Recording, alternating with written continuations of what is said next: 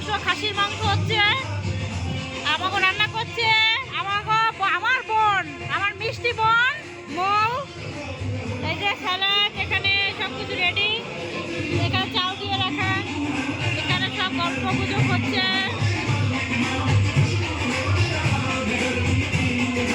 এখানে কত কথা চলছে, পকোড়া, এখানে চিকেন ম্যারিনেট করা, এই যে সব বসা। সব এখনো আসে পারেনি, সবাই আসছে, সবে রেডি। আর কি কি হবে মেনু সেটাও আমি ঠিক জানি না। দিদি, রান্নার মেনু কি কি? হ্যাঁ, রান্নার মেনু কি কি? আমি জানি না। হ্যাঁ, জানি না। চিকেন